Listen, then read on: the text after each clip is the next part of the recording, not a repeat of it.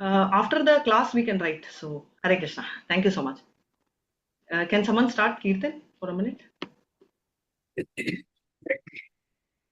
Hare Krishna.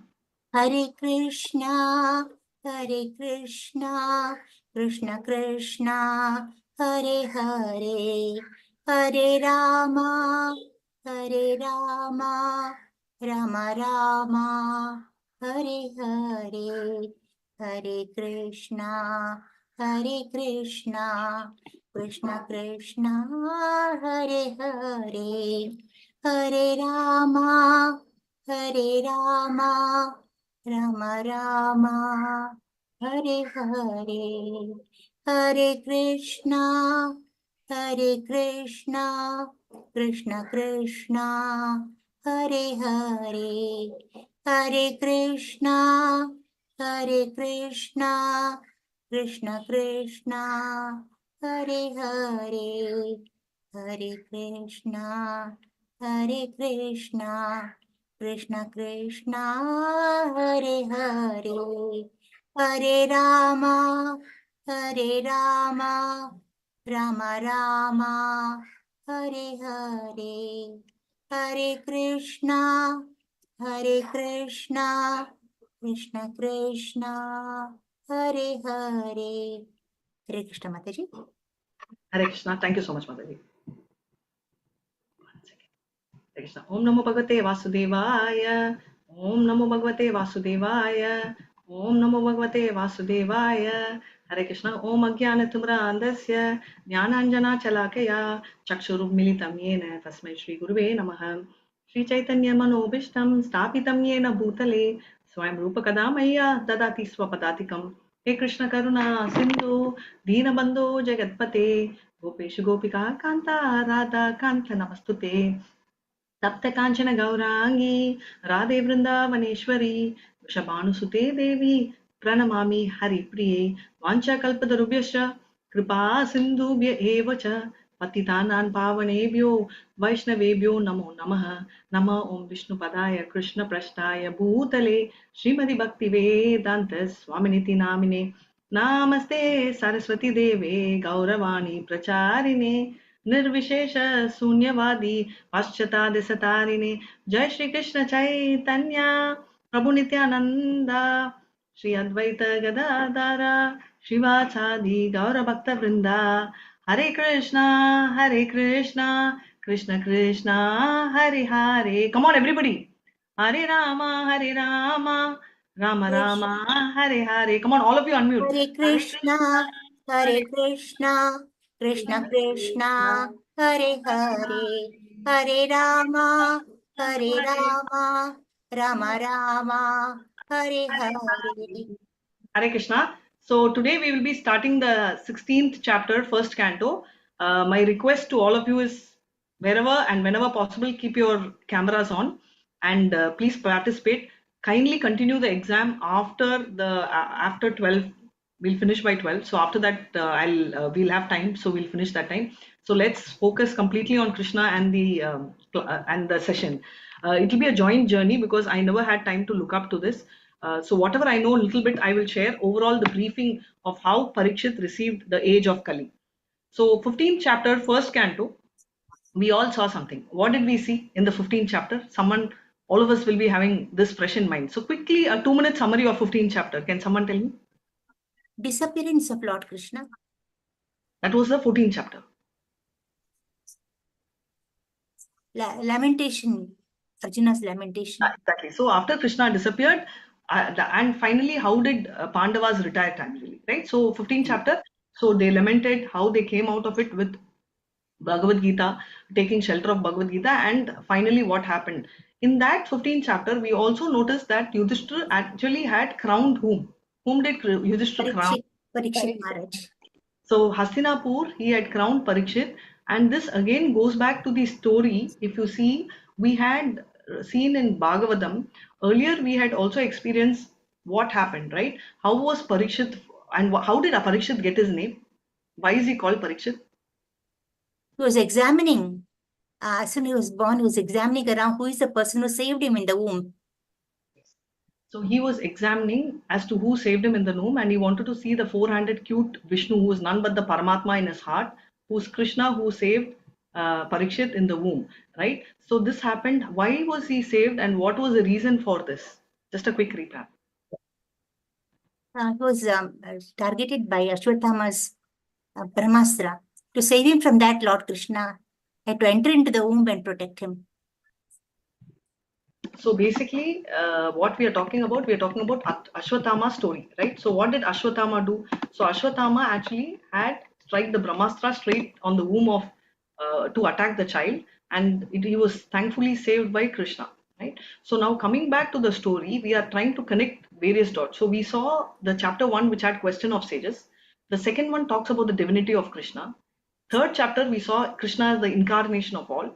Then we also noticed Narada trying to advise Vyasa as to how, and Narada's life story also gets connected as to what made Vyasa right, how he got motivated.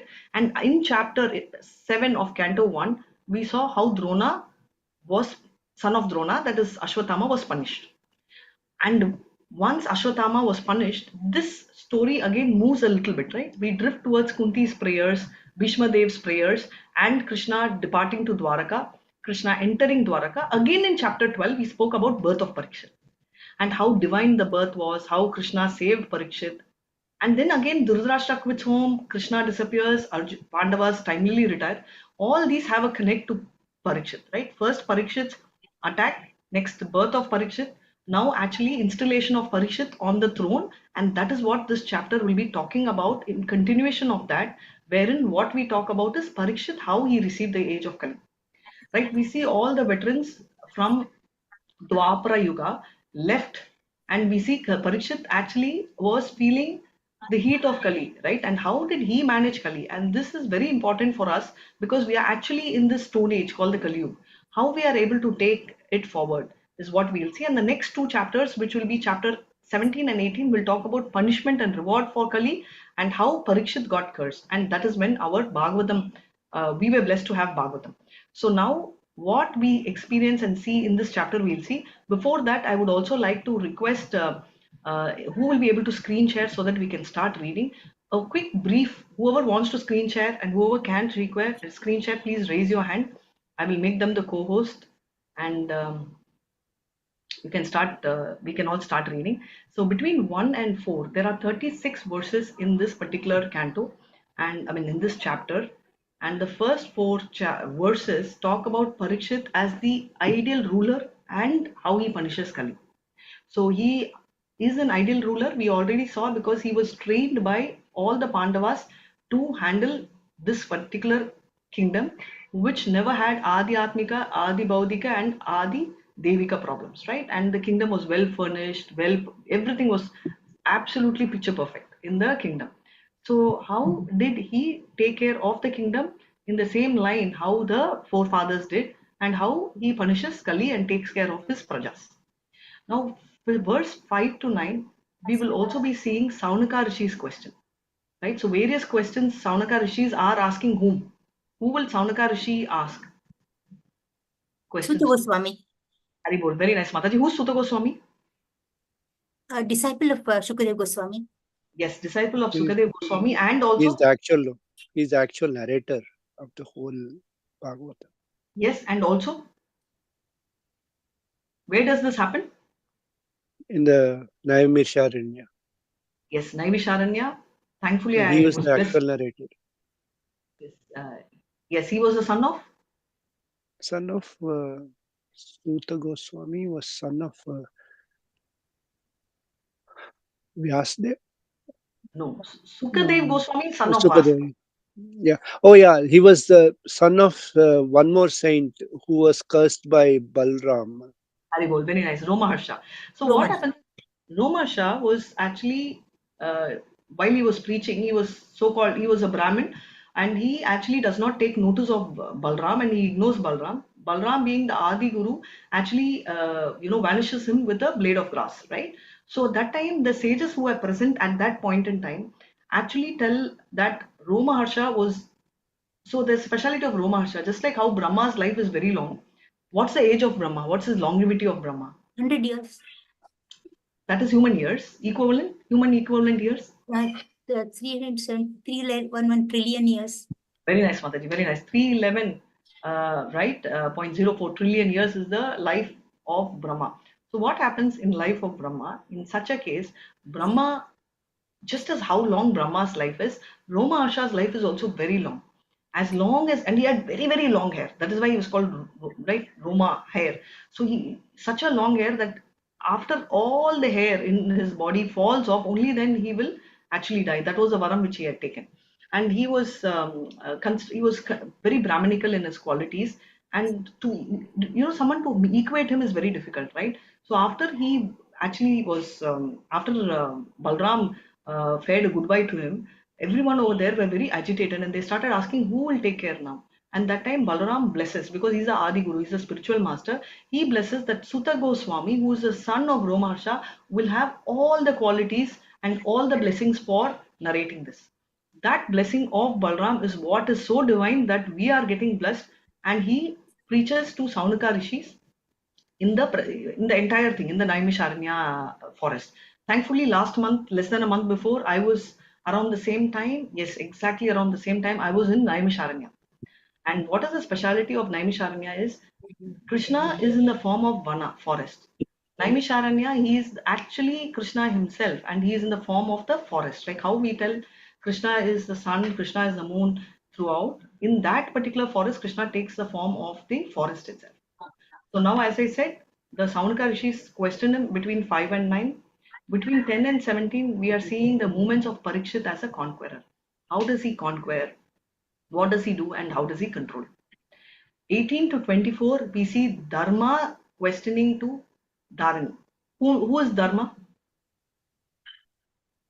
Dharma's question. Yamadharmaraj, isn't it? But in this context, we will see who it is, and we will also see what is going to happen. And Dharani is who? The bull and the cow. Absolutely. Thank you so much. So the cow is Dharani, that is Mother Earth. And it is she's addressed as Dharani. And Dharani's pain of separation, and she laments for Krishna. So every story here has a moral which connects Krishna back. So the entire trauma which the Mother Earth feels, though she was the one who called Krishna. Why did she invite Krishna? Why did she go to Brahma and request Krishna to come to the Bhulok?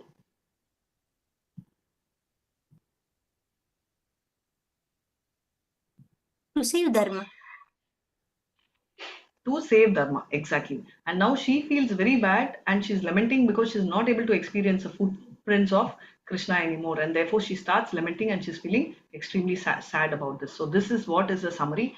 And Mataji, can you see my screen? Can oh, you Priyadashini Mataji is such a blessing. Thank you so much. You're the one who's sharing. Very nice. So you can go to text 1. Yes, I can see the screen.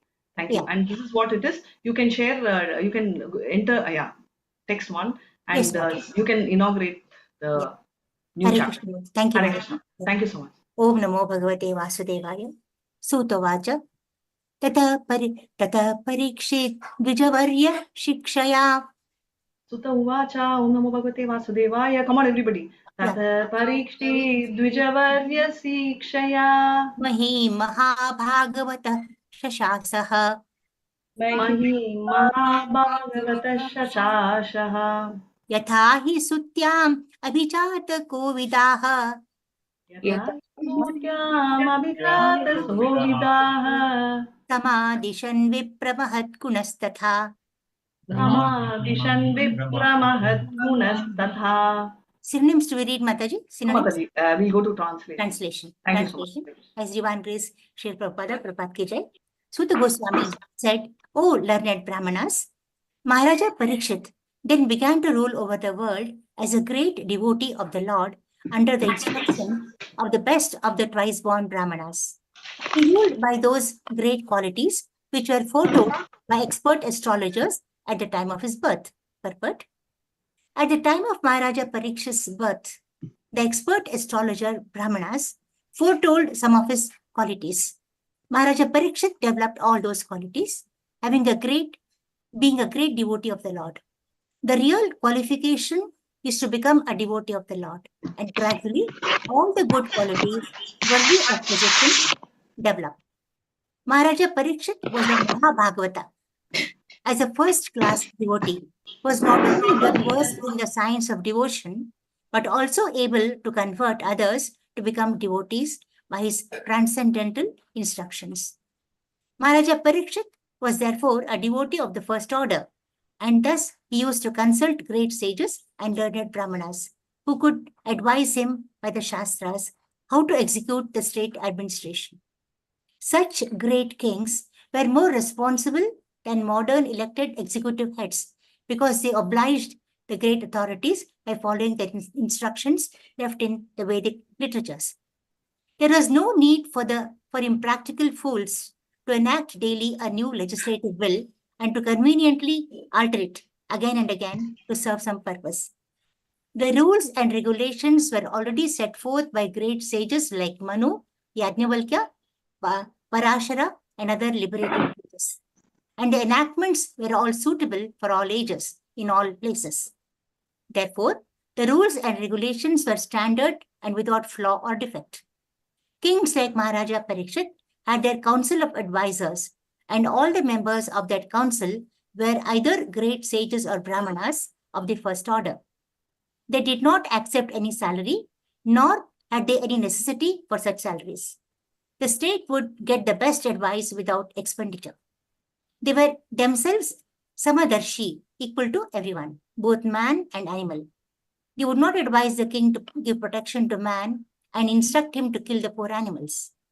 Such council members were not fools or representatives to compose a fool's paradise. They were all self-realized souls, and they knew perfectly well how all living beings in the state would be happy, both in this life and in the next. They were not concerned with the hedonistic philosophy of eat, drink, be merry, and enjoy. They were philosophers in the real sense, and they knew well what is the mission of human life. Under all these obligations, the advisory council of king would give correct directions, and the king or executive head, being himself a qualified devotee of the Lord, would scrutinizingly follow them for the welfare of the state. The state in the days of Maharaja Yudhishthira or Maharaja Parikshit was a welfare state in the real sense of the term because no one was unhappy in that state, be he man or animal. Maharaja Parikshit was an ideal king for a welfare state of the world. Hare Krishna Mataji. Hare Krishna Mataji. Can you hear me? Yeah, I can hear you. Yeah. Okay, thank you so much, Mataji. Such a lovely reading. Very happy to inaugurate you after a long time. I think your audio was not okay for a long time. Yes, Mataji. Thank you very much. Thank you. Thank you so much. Yeah. So coming back to Parikshit, and now we have noticed that Yudhishthira was an ideal king and his kingdom was called RADHJA, right? Rama Rajya. Now we are also trying to see, such a huge king with lot of support of Pandavas did a beautiful thing, right? He was an emperor.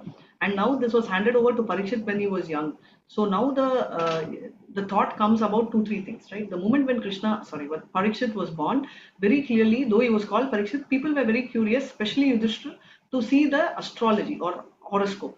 Why was he curious to know the horoscope? Is there a particular reason? Can someone brief? Why did he want to see the horoscope? To know how secure the future of the kingdom would be.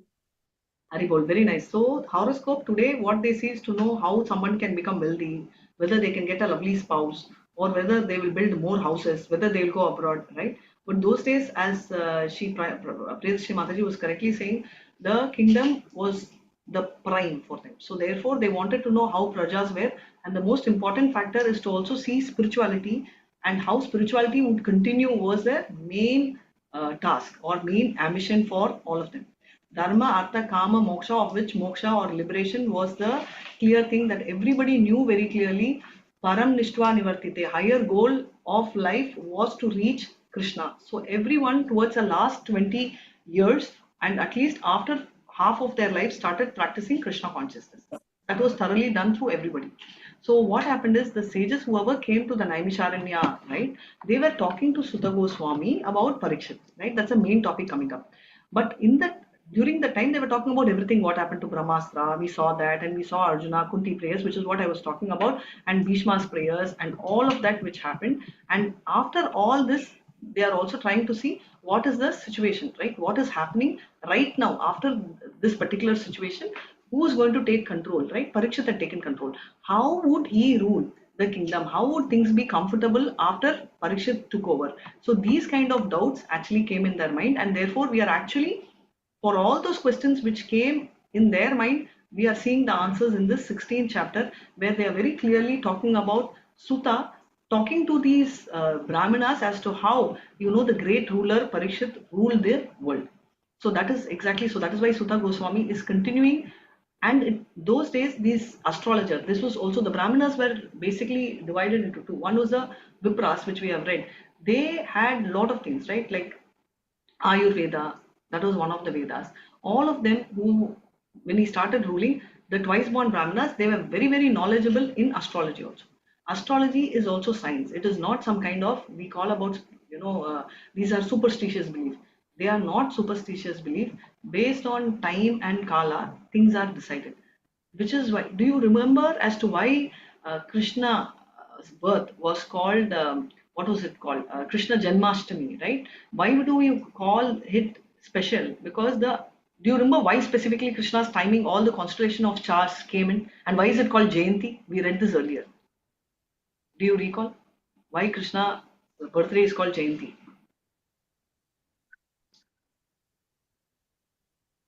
They appear, they're not born. Yeah, that is avatar. So he is not born, he appeared. But there's a particular, that is also true. So that's why we don't call birthday Jayanti. This is one reason. But over and above that, why we should not use Jayanti for anyone, and why particularly Krishna's time, what was one reason why we called it Jayanti?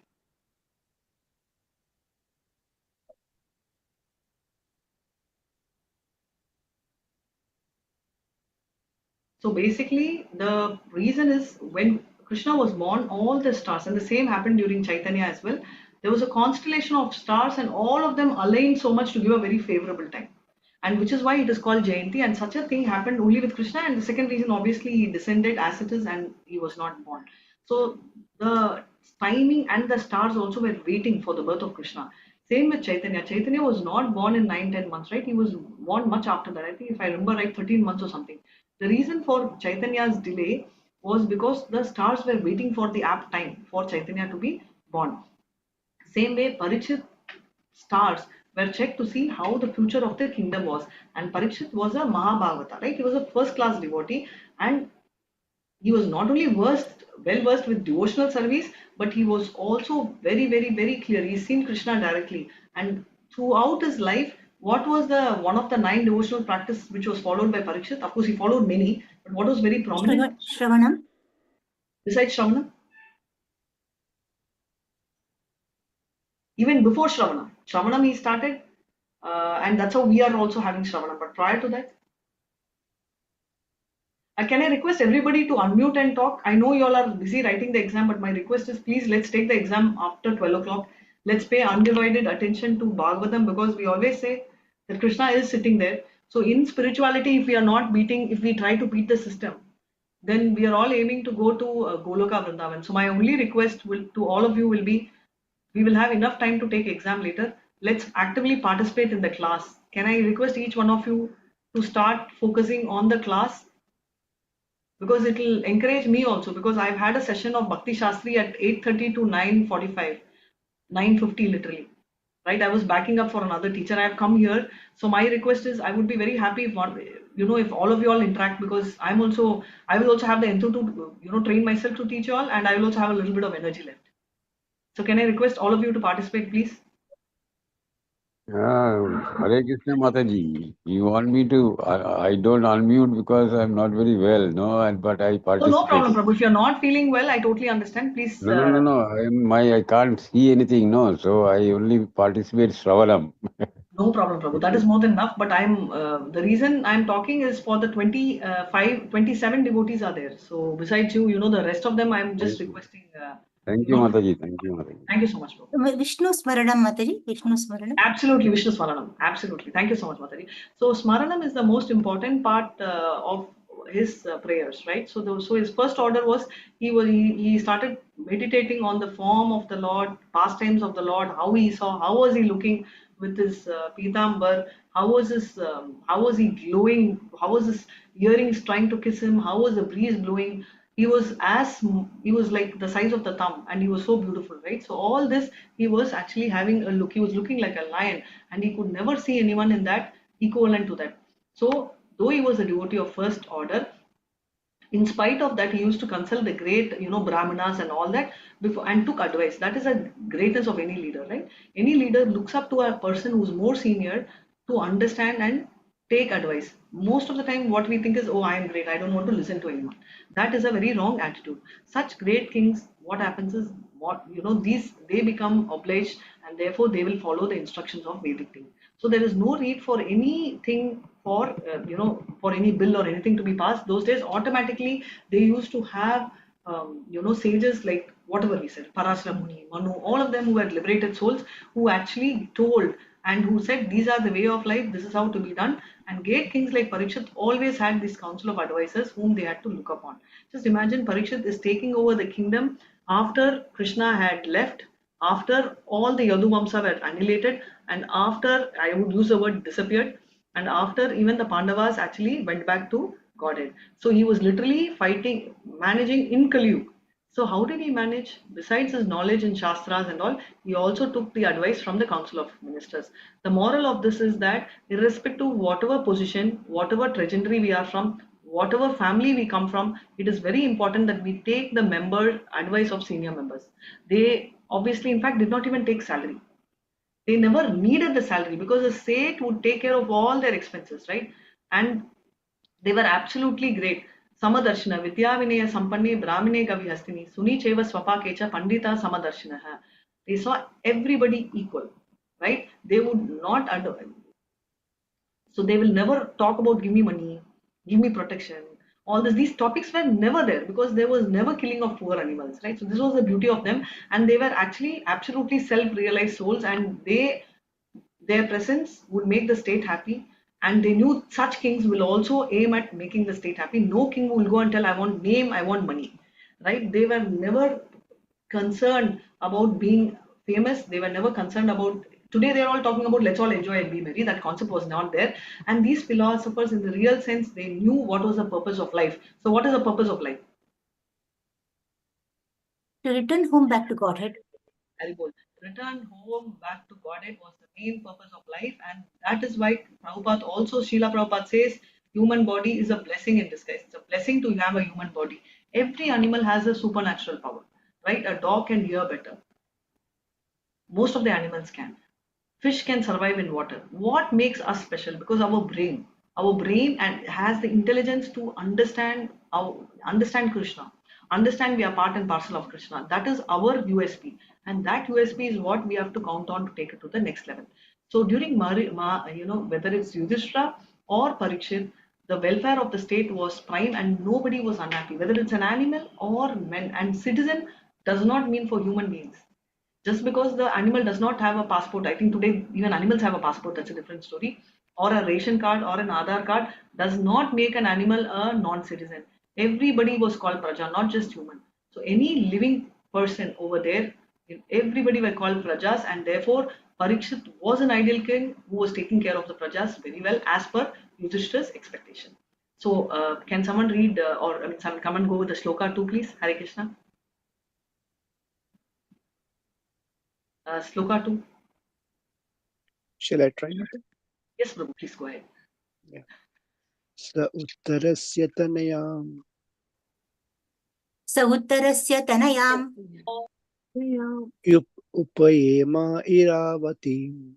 Upayema iravatim. Janame jayadim sachaturas. Janame jayadim chaturas. Tasyam utpadayat sutan.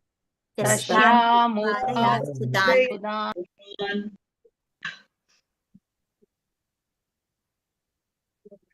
Prabhu, go ahead and please read the translation. King Parikshit married the daughter of King Uttara and begot 4 sons, headed by Maharaj Janmejaya. Do you want to read? Yes, Prabhu, please go ahead. Before you continue, Prabhu, do anyone recall who is King Uttara? His Virata. His mother's brother. Virata's Virata's son, mother's son. brother. Exactly, and Parikshit's mama, right? So Yes. Arjuna, yeah. So basically, Arjuna's son Abhimanyu married whom? Uttara, Uttara. right? The brother of Uttara was also called Uttara. That is why he is called King Uttara, and that is the story. The He names was are called similar. Uttara Kumara Mataji. He was called Uttara Uttara Kumara, Kumara. correct. But in all the verses, they will refer both like Uttara. Same with Rukmini and Rukmi. Rukmini's brother is called Rukmi. Like that, they have very similar names. I thought I'll clarify so that it becomes easy. Thank you so much, Mataji, for heads up. Yeah. Yes, Prabhu, you can continue now. Hare Krishna. Maharaj Uttara was a son of Virata and maternal uncle of Maharaj Parikshit. Iravati, being the daughter of Maharaj Uttara, was a cousin, sister of Maharaj Parikshit, but cousin brothers and sisters were allowed to get married if they did not belong to same Gotra or to family. The Vedic system of marriages, the importance of Gotra or family was stressed. Arjuna also married Subhadra, although she was his maternal cousin. Yes. One of the Rajarshis, kings, and the famous son of Maharaj Parikshit, that was Janmejaya. His mother's name was Iravati, or according to some, Madravati. Maharaj Janmejaya begot two sons of the names Gnatanika and Sankukarna. He celebrated several sacrifices in the Kurukshetra pilgrimage site, and he had three younger brothers named Shrutasena, Ugrasena, Bhimasena too. He invaded Taxila, Ajanta. I think Taxila is in north, isn't it, in Punjab? And he decided to avenge the unlawful curse upon his great father, Maharaj Parikshit. He performed a great sacrifice called Sarpa Yagna to kill the race of serpents, including the Takasaka, which had bitten his father to death. Takshaka. On request from many influential demigods and sages, he had to change his decision to kill the race of snakes. But despite stopping the sacrifice, he satisfied everyone concerned in the sacrifice, rewarding them properly in the ceremony. Mahamuni Vyasadeva was also present, and he personally narrated the history of Battle of Kurukshetra before the king. Later on, by the order of Vyasadeva, his disciple Vaisampayana narrated before the king the subject matter of Mahabharata. He was much affected by his father's untimely death and was very anxious to see him again, and he expressed his desire before the great sage Vyasadeva. Vyasadeva also fulfilled his desire. His father was present before him, and he worshipped both his father and Vyasadeva with great respect, pomp, and pomp. Being fully satisfied, he was magnificently given. He most munificently gave charity to the Brahmanas present at the sacrifice. Hare Krishna. So they are talking about Parikshit's blood. Thank you so much, Prabhu. Nicely read. Hare Krishna. Whoever wants to read, please have your hand raised because we can go through a lot of them. Parikshit was married to King Uttara's daughter, basically his first cousin, which is still prevalent in South. I heard North they don't follow this much, but in South, especially Andhra and parts of Tamil Nadu, still tend to marry their cousin who do not relate them in the same gotra, which means they do not marry father's brother's daughter or they won't marry mother's sister's thing. But other than that, if it is opposite, like mother's Hare brother, Krishna, yes, Prabhu. Hare Krishna. It's not only in Andhra and Tamil Nadu, but I also heard part of Maharashtra and also Karnataka. Mataji. Oh, yeah, Karnataka is Prabhu. Full South. Karnataka is there. Yes, very much there in Karnataka. Yeah, because Maharashtra I was also. Maharashtra also. I was talking to someone from Vidarbha, and he was telling me this story. Okay, Maharashtra, I don't know, but then thanks, Prabhu, for that heads up. South, Andhra, yes, Karnataka, and Chennai also pretty common. That's Tamil Nadu. So that is the thing.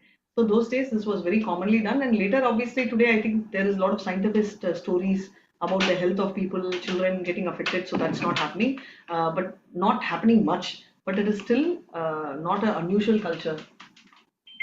Sorry, to do all this. So what happened is, so when will the person have the same gotram is when both the fathers are brothers, siblings, then the children will have the same gotra, which means they are like, they are not biologically same blood, but then it comes under the gotra, so they don't marry. So Janamejaya he had 4 sons, and Janamejaya is extremely famous because we know the story which will come later, but we have a heads up how Parikshit died. How did Parikshit die? Takshika's bite, That Mataji. a snake bite. Exactly. So Takshika, besides Takshika, you know, when Janamejaya, his son, came to know, he actually asked for what's called Sarpa Yagna, which means he had a huge fire and he prayed and pulled all the serpents of the entire world in there. So all the demigods and sages got very, very, very scared. And at that time, you know, even Vyasa was present. And all the stories were narrated. Kurukshetra story was also told to the king. And Vyasa, if you see Vaisampayana, he is the first disciple of Vyasa. He had four disciples who would take care of the four Vedas. And Vyasa was, in fact, in what is this? In Vishnu Sahasranamam, Vyasa's first disciple name is coming out. Vaishampayana Uvacha, right? It starts like that. So Vyasa narrated Mahabharat, the first to Vaisampayana. Many of us think it's Sukha Goswami, his son, but actually it was to Vaisampayana. And what did he do? After that, he was actually you know, very upset with this, and later because he obviously, the whole story came around, and he worshipped all of them, his father and all that, and later he was fully satisfied. What they talk about, even in the worst of situation, right, are they used to listen. So we will go through the story where it will very clearly tell that our Janamejaya, though had made up this decision, how does he change the decision? How does he stop? Right. So these are the things, because he was very much upset with the death of his father, Parikshit. He was not able to even tolerate that. So therefore he went to Vyasa and said that, please, I want to do the sacrifice. And Vyasa also wanted to take care of his sacrifice, because that was allowed at that time. So he did that. His father was also present, and he worshipped both the father and Vyasa. And then after he was completely satisfied, he gave charity to all the Brahmanas who are present in the sacrifice. But the sacrifice, what happens and all that, will come in the subsequent things. So let's go ahead and see. I'm also actually reading this along with you. So I will also have the same journey with you. Hare Krishna. Who's going to read next? Hare Krishna, Mataji. Hare Krishna. Yeah. Thank you so much. Go ahead. Ahlaharashvamedam string Ajaharshashvamedastin Gangayamburi dakshina Gangayam Puri Dakshina Saradvatam gurum kritva Sharadvatam Gurum Kritva Deva yatakshi gocharaha. Devayatrakshi Gocharaha. Translation. Maharaja Parikshit, after having selected Kripacharya for guidance as his spiritual master, performed 3 horse sacrifices on the banks of the Ganges. These were executed with sufficient rewards for the attendants, and at these sacrifices, even the common man could see demigods. Purport. It appears from this verse that interplanetary level by the denizens of higher planets is easy. In many statements in Bhagavatam, we have observed that the demigods from heaven used to visit this earth to attend sacrifices performed by influential kings and emperors. Herein also we find that during the time of the horse sacrifice ceremony of Maharaja Parikshit, the demigods from other planets were visible even to the common man due to the sacrificial ceremony. The demigods are not generally visible to common men, as the Lord is not visible, but as the Lord, by his causeless mercy, descends to be visible to the common man. Similarly, the demigods also become visible to the common man by their own grace. Although celestial beings are not visible to the naked eyes of the inhabitants of this earth, it was due to the influence of Maharaja Parikshit that the demigods also agreed to be visible. The kings used to spend lavishly during such sacrifices as a cloud distributes rains. A cloud is nothing but another form of water, or in other words, the waters of the earth transform into clouds. Similarly, the charity made by the kings in such sacrifices were but another form of the taxes collected from the citizens. But as the rains fall down very lavishly and appear to be more than necessary, the charity made by such kings also seem to be more than what the citizen needs. Satisfied citizens will never will never organize agitation against the king, and thus there was no need in changing the monarchical state. Even of the king like Maharaja Parikshit, there was need of a spiritual master for guidance. Without such guidance, one cannot make progress in spiritual life. The spiritual master must be bona fide, and one who wants to have self-realization must approach and take shelter of bona fide spiritual master to achieve real success. Hare Krishna. Hare Krishna, Madhuri. Very nicely and clearly read. Thank you so much. So what we are talking about is Maharaja Parikshit. We saw Kripacharya. Who's Kripacharya? Priest Is of the Pandavas. sister of brother of Kripi, Yes, and brother of Kripi. Priest of Was also Pandavas. minister Yes. in Pandavas, Yudhishthira, Yes, and and he was also, also a teacher, also their Kripacharya guru. is a Kulaguru for Kaurava, Kuru Vamsha. sorry, Madhuri. Kulaguru. He is a Ah, Kulaguru. Kula. Okay, and He was minister in the Yudhishthira's minister. And how was he cabinet. related to Dronacharya? Kripi's brother, his wife Brother-in-law. Kripi's brother. Brother-in-law. Thank you. Kripi's brother. Kripi was the sister of Dronacharya. So so basically they both are brother-in-laws, right? Now, so Kripacharya fought in Kurukshetra war against whom? Pandavas. And how is he the spiritual master? So if you're an enemy of a friend, if you're a friend of an enemy, then what happens? You're also considered enemy, right? And Pandavas were fighting. No, Kripacharya was fighting against Pandavas, supporting the Duryodhan, right? Kauravas. So how did Kripacharya become the spiritual master of Parikshit? But Kripacharya was always favorable to Pandavas, even after the Draupadi's Vastrabharan, he came and consoled them. Correct. He was never an enemy. He was their well-wisher all the time. Yeah. So the point is he was a well-wisher, but also you should see those days the magnanimity of the war was kept only in the war field.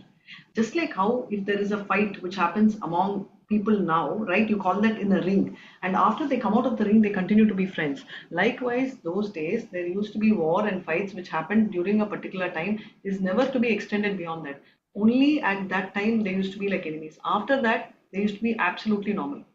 Same way Kripacharya did his role, like how we say karma nevatikarasche ma paleshu kadachana ma karma palahetur ma te karmani swakarmani. So after the war or the fight, they will just be very normal. And so Kripacharya was actually made as a guide. He was taken by Yudhishthira. He was again there during the birth of Parikshit. He did a lot of those samskaras which we talk about, and he took care of this. And therefore, he was a spiritual master who performed 3 horse sacrifices. Which also brings us to an yes, Mataji, one thing, Kripacharya was also made a kind of an by Yudhishthira to take care of to guide even Parikshit Maharaj. yes, Prabhu, that is what I said. During the birth of Parikshit, and he was actually assigned to take care of Parikshit. That's a point. When he was leaving, also Parikshit was left under the care of Kripacharya. So such a exalted devotee Parikshit. Can you imagine having a darshan of Lord in the womb? Such a exalted devotee Parikshit also needed a spiritual master. The moral of this particular verse clearly tells us that everyone needs a spiritual master irrespective of how advanced we are, whether we are at the beginning Kanishta. What are the 3 levels of devotees? Kanishta, Madhyama, or Uttam. Yes. So irrespective of whichever level you are, it is very important to have a devotional spiritual master for us to keep going in and keep elevating in spirituality.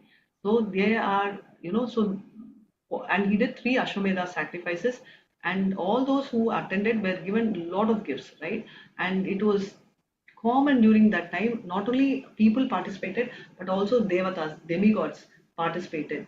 Just like how Krishna is not visible to our naked eyes, devatas are also not visible for our naked eyes. But those days, time immemorial, it very clearly shows that these people were so pure, and that is why devatas are visible.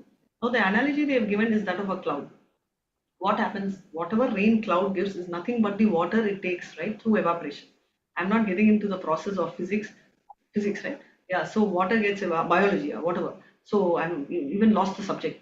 So, water gets evaporated and what happens, and then the water stays and then it's given back as a form of, cloud, showers it back in the form of rain. So this is how the cycle of world takes place. And what happens, the same thing, that is what we studied in Bhagavad Gita also. Annat bhavati bhutani parjanyat yanna sambhavah.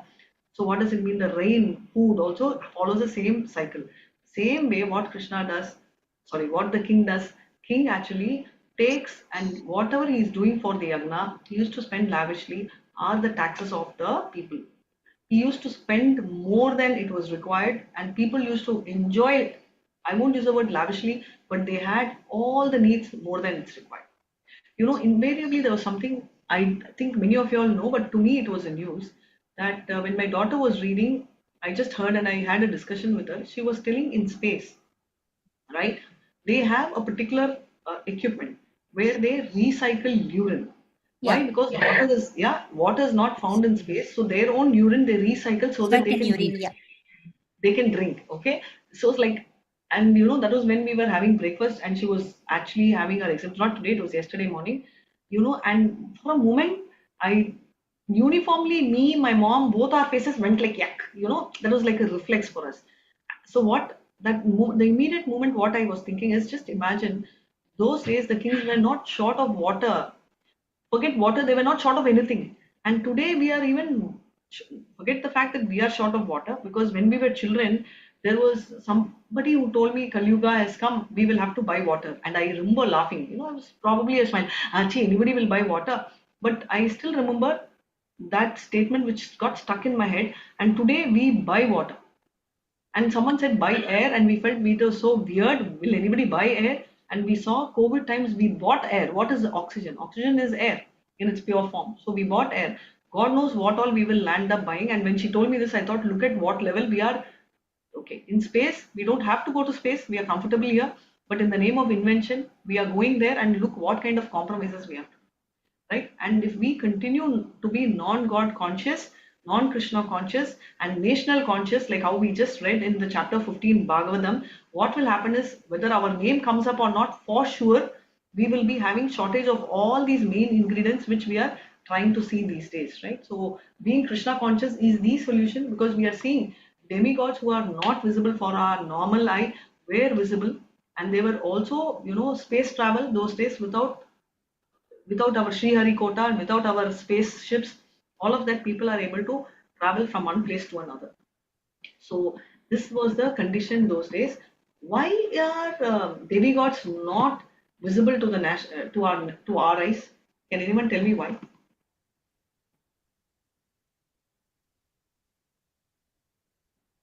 Why They are don't have demigods? physical body, Mataji. They don't have a physical body. That is the Okay, but problem. they do Our not have. senses are imperfect. Okay, our senses are imperfect. Correct answer. Do they not have a physical body at all? Not a body that the senses can see. Our senses are only 5, isn't it? Our, See, our touch, senses can see Yes. only the materialistic. Exactly. With or our senses, materialistic. yes, with our senses we cannot see, because they have a body, but they have a material body, because they are also in the material world. But their material body is it is actually subtler than our material body, right? So our material body is here, Bhumi, Apo, Nala, Vayu, come, right? So their subtle body is their gross body is subtler than our gross body. So with our material senses in our gross body, we cannot see theirs, right? So that is the difference. Otherwise, if they do not have a gross body, they actually can go directly to Goloka, but they are not there. They are still in the material world. Why? Because they still have that kind of a situation. So that is exactly what it is. So which we have to talk. So it is very important that we understand this. Also, before we go to the next sloka, I would like to share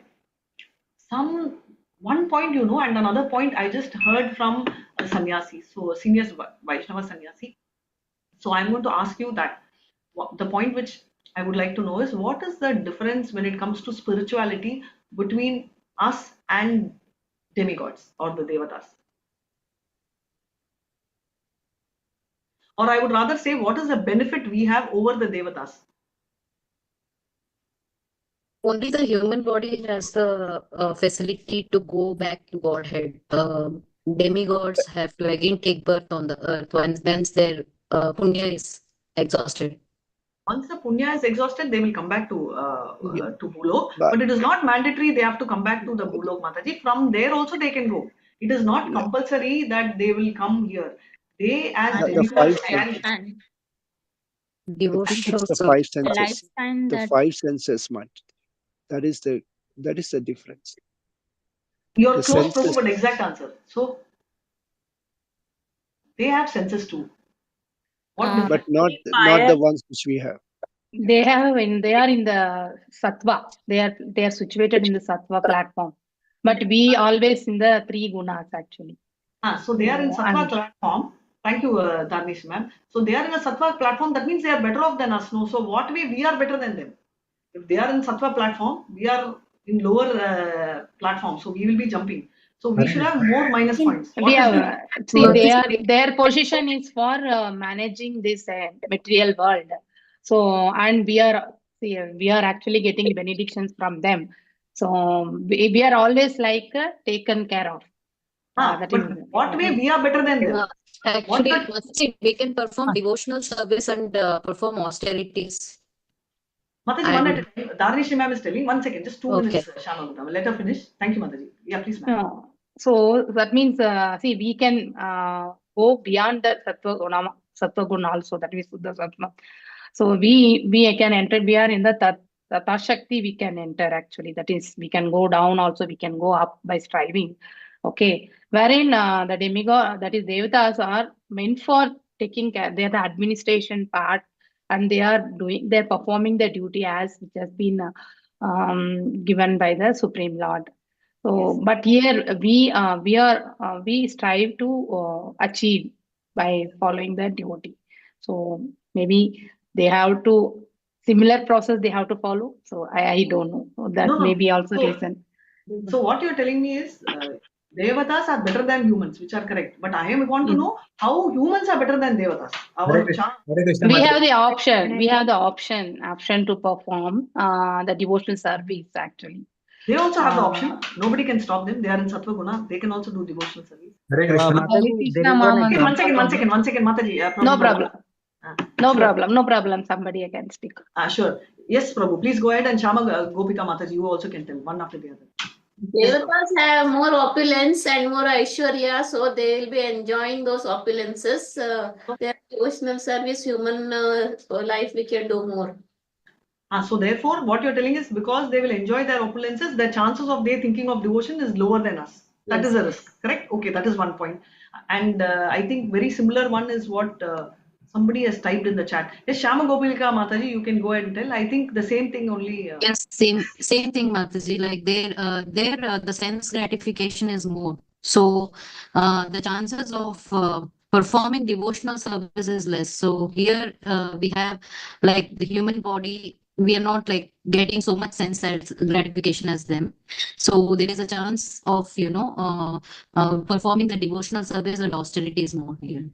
Okay, all that is correct. But one more thing I will tell. Specifically, I will tell. Like, whatever you're telling is chances are less. That is a point which I'm not denying. But over and above that, there was one more point which is a USP and which I will, if everybody has answered, I will give out the answer. Anybody else? May I, Mataji? Yes, please go ahead. Mataji, we can take the Hare Krishna Maha Mantra name where Devatas, they will not able to take, like they are busy in their world, but we can do that. Okay, very nice. So that is one, but they can also do the Hare Krishna Maha Mantra because they also chant. You're almost Devotional close. service, Mataji. We Devotional can do service, the almost close. devotional All are here. But what is that one thing missing? Mataji, that example of you can take from Yamraj, because he was not getting time, so he requested Lord to take birth of with Vidura as a human form, so that he can do devotional service. So I think that. Correct. But Prabhu, we are also we busy, are all eternal servants of Supreme.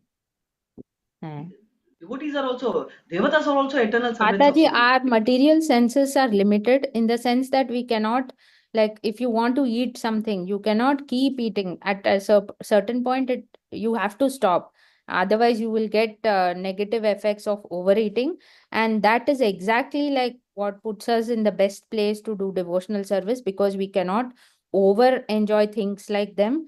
And because we have lot of material, difficulties, it gives us more chance to remember God and serve God. And our lifespan is also limited. So it's not like, we go on enjoying for 10,000, 20,000 years. Rather, we have limited lifespan and we should make good use of it.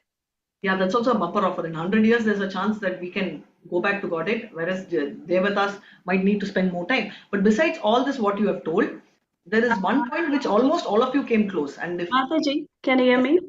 Yeah, I can hear you. Please go ahead. Human beings have a free will, which Devatas may not have it. They also have free will. They also have free will? They also have free They will. are completely, they are given administrative work, they have to do their duties, no? But Yes, that's what I told. That's what Dharnishi ma'am also told. They are supposed to do their duties because they are in Sattva Guna and they are there to do the duty, so they do the duty. We are also supposed to do the duty only, Devika Shetty Mataji, but unfortunately we don't do. But otherwise, we all are supposed to do the duty, whether it's Devata or not. But it is not compulsory like them, no? We have a free will.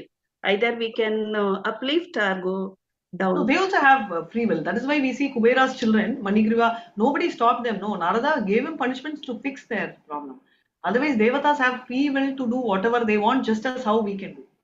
It is just that how Dharnishi ma'am told, they are in Sattva Guna, that is in Suddha Sattva. So the tendency to falter is slightly, they are better off than us in the mode. So the answer is, in fact, this was a senior Vaishnava who shared with me. He told, why do Devatas, otherwise you will get the clue, I'll give you one clue. Why do Devatas then come to Bhulok? There is a reason why they come to Bhulokam. They come, all of us are aware, right from Tirupati, right from Jagannath Puri, there is a 1 hour or 2 hour slot, I don't remember the time. The temple is closed because they say it's for Devatas to worship the Lord. Do you remember this? So that is a clue. So the clue is very simple. Devatas do not have a chance to do Accha Vigraha Seva. We all, Mahamantra and all they can tell. They can pray a lot. They are more exalted than us. They are Sattvic Guna. They have so many plus points that their tendency to enjoy is more than us. But the point which they lack, which gives us a plus point, is that they cannot do Accha Vigraha Seva, because Accha Vigraha Seva can be done where material senses are stronger like us.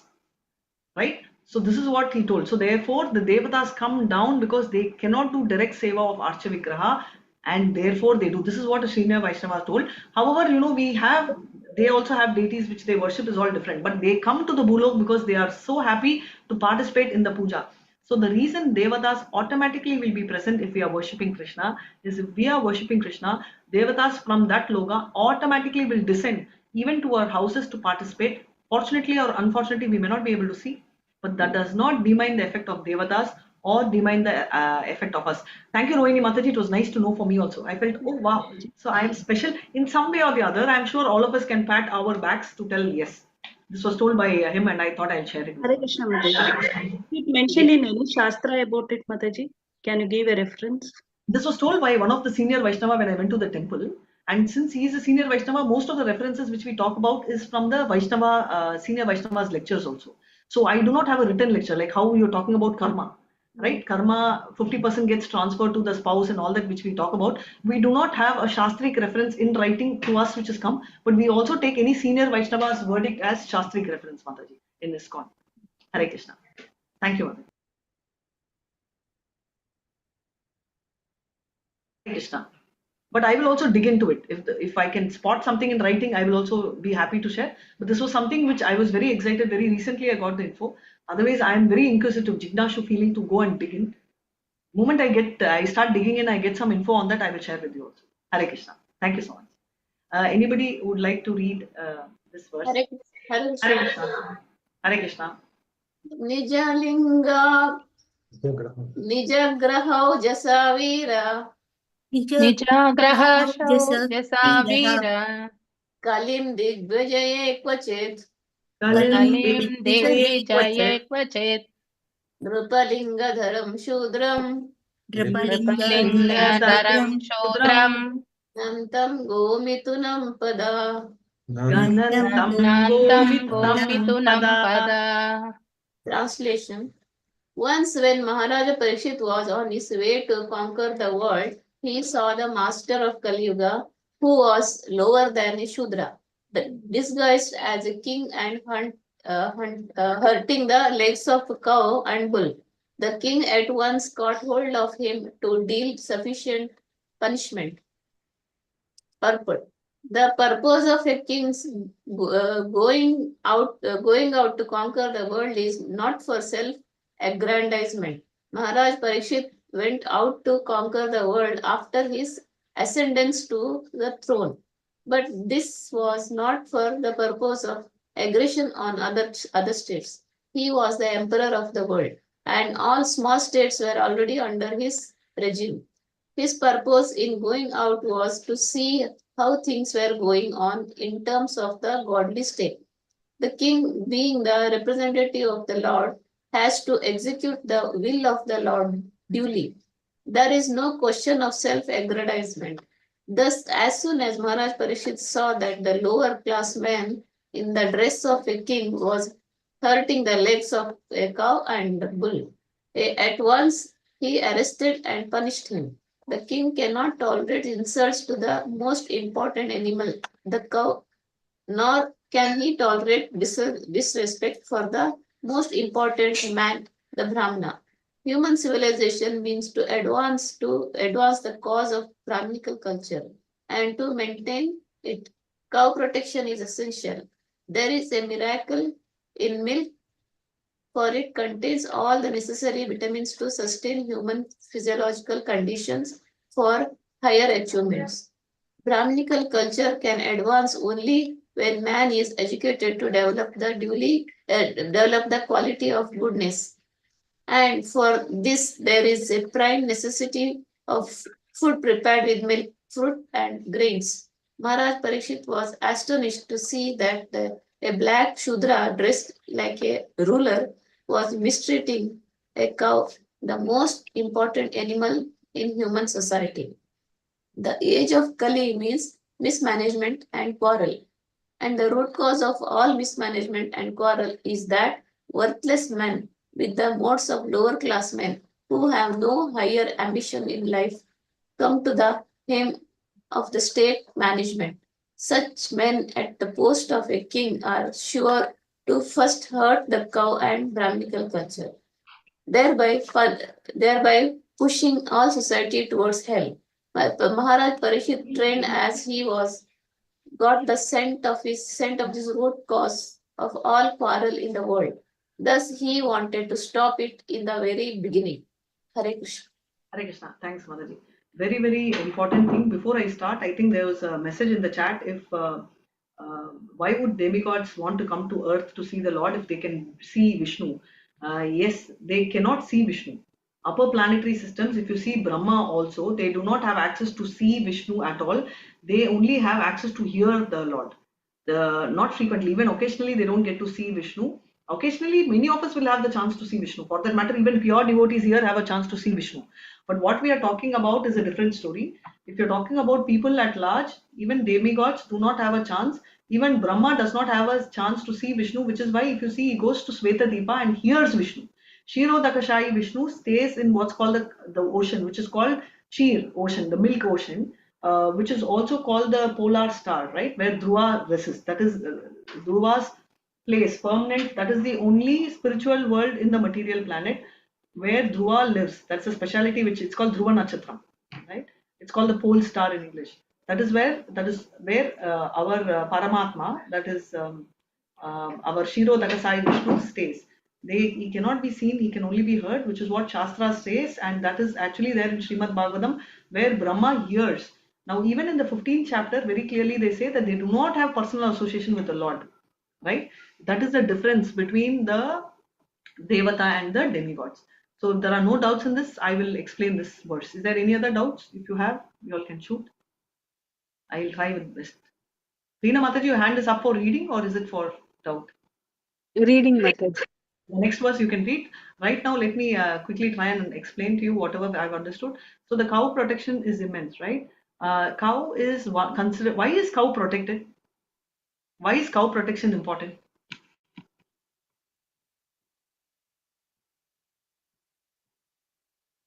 Why is cow? Why should we protect Cow cow? is considered the mother. One of the Mother. Very nice. Mother. Cow is considered as mother. Very nice. Next. Also, all the devatas are residing in cow's body. Absolutely. All the devatas, it's said that it's residing in cow's body. That is why we will pray to the back of the cow than even the face of the cow, right? And Like just before human life, it is supposed to be cow, Mataji. that is not true, Mataji. That is not there in Shastras, though many people tell that just before human life it is cow. But it is said that the cow, when it takes a human life, the person is likely to be in mode of goodness. So if you see somebody in a mode of goodness, they say that it is most possibly the person would have been a cow in the previous life. But it doesn't mean immediately after cow, a person gets a human life. Hare Krishna. Hare Krishna. The cow is very dear to Krishna. Very nice. Beautiful point. Govinda. Cow is very, very dear to Krishna. And Krishna Balaram always played with cow. So these are the points, and also materially why cow is important, which is there in this verse also. Because the minerals and vitamins which cow produces. The milk provides milk. Yes, it is used. It actually, sometimes when mothers can't produce milk, or if they lose a mother also, they use cow to give the child the milk. And same way, it develops brain. The development of the brain increases with cow's milk. So this is a very important point which we should understand.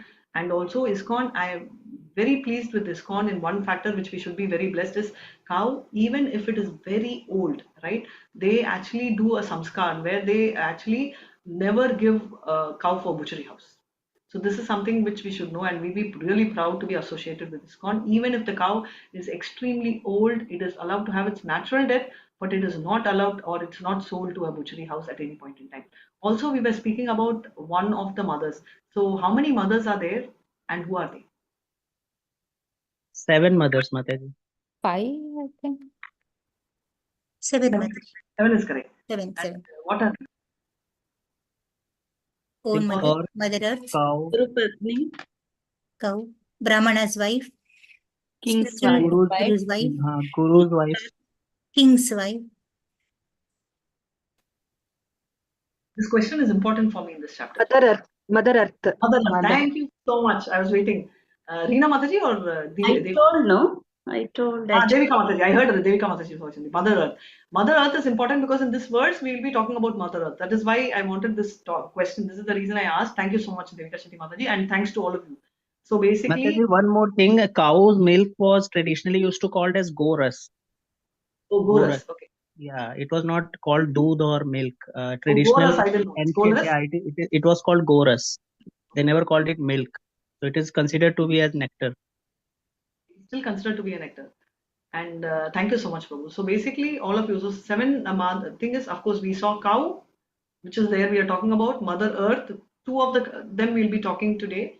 And besides that, the spiritual master's wife, the wife of a Brahmana, that is the spiritual master, sorry, the wife of the king, your actual mother, the mother who takes care of you, and who's the other mother? Nursing Nursing mother. But that's what I told. No, the wife of the king. So wife of the king, wife of the guru, wife of a Brahmana, our real mother, the Brahmana's wife, and cow and the earth. So these are the 7 mothers we are talking about, and they are all considered equal, which is why if you see when we are talking about, I'm going back, I think 2 verses before, if I remember right, it should be chapter 13 or 14. We were talking about marriage, right? We were talking about Adama marriage and Uttama marriage. Uttama marriage is when a girl marries a guy higher or equal. Example, if a girl is a Kshatriya, she will either marry a Kshatriya or a Brahmana. That is called Uttama marriage. But Adama marriage is reverse, which means if a guy is a Kshatriya, he will not marry a Brahmin wife. Why? Because that is considered as a spiritual mother. A Brahmin's wife is also considered as a spiritual mother, and therefore he does not accept marrying a Brahmin's wife. Brahmin as his wife, because that is the reason why. Because we are thinking Shastras are just throwing something. It is talking about religion, and we have different meanings of Sanatana Dharma. But actually, if you dig in and see, we really understand what is the story behind. The story behind is because it is considered as a mother, a person cannot. The only exception, very few exceptions, of which the exception we all know is, do you remember of an Adama marriage where a king married a Brahmin as spouse? from a Brahmin family. Do you recall? Yeah, Sukra's daughter. Priyati marriage. Yeah. Exactly, Devi. So it's Sukra, yeah. So that's the only exception which I know of. Maybe there are one or two exceptions. That was with the permission of the father, and that was an exception, and there was a reason for that, and there was a curse and reason. I'm not getting into that story. So this is the reason. So these are the stories, and the reason we are talking about is such a mother is to be protected, and that a cow is considered to be as equal as a mother, and that is why if anybody insults the mother, any child will get angry, and so is Parikshit is standing for the protection of not only the Brahmana and the cow. So that is what we keep doing, right? Every day what we are doing is our prayers also. Do you remember what is the prayer we do for when we offer food to the Lord? When we offer boha to the Lord? Yeah, Go Brahmana Hitaya. Go Brahmana Hitaya.